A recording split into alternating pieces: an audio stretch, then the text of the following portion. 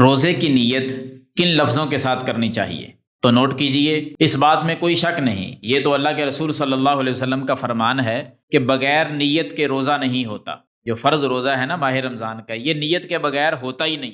لیکن اگلی بات ہے کہ نیت کن لفظوں کے ساتھ کی جائے۔ بعض لوگ یہ پڑھتے ہیں وَبِصَوْمِ غَدٍ نَوَيْتُ مِنْ شَهْرِ رمضان، تو یاد رکھنا یہ لفظ کسی حدیث سے ثابت نہیں ہے۔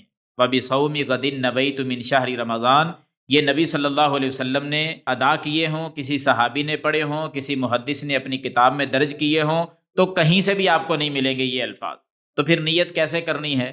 تو دوسری بات یہ ہے کہ نیت جو ہے نا، نیت لفظوں سے نہیں ہوتی، نیت دل کے ارادے کا نام ہے۔ بس ارادہ ہو، آدمی نے رات انتظام کیا ہے، نماز تراویح پڑھی ہے، صبح روزہ رکھنے کے ارادے سے سویا ہے، انتظامات کر کے سویا ہے، صبح اٹھ کر وہ سحری کر رہا ہے، تو بغیر ارادے سے ہی سارا کچھ کر رہا ہے، اس کا ارادہ ہو گیا۔ جس نے ایک مرتبہ سوچ لیا کہ میں نے روزہ رکھنا ہے، بس اس ارادے اور سوچ کا نام نیت ہے۔ یہ سوچ اور خیال ہونا ضروری ہے۔ جس کے اندر یہ خیال بھی نہ ہو، ویسے ہی بس اٹھا اور ایسے ہی سحری کر لی بغیر ارادے کے، وہ روزہ نہیں ہوگا۔ ارادہ کرنا ضروری ہے۔ الفاظ ادا کرنے نیت کے کہیں کسی حدیث میں بیان نہیں ہوئے، لہذا الفاظ ادا کرنے سے بچیں، صرف ارادہ فرمائیں۔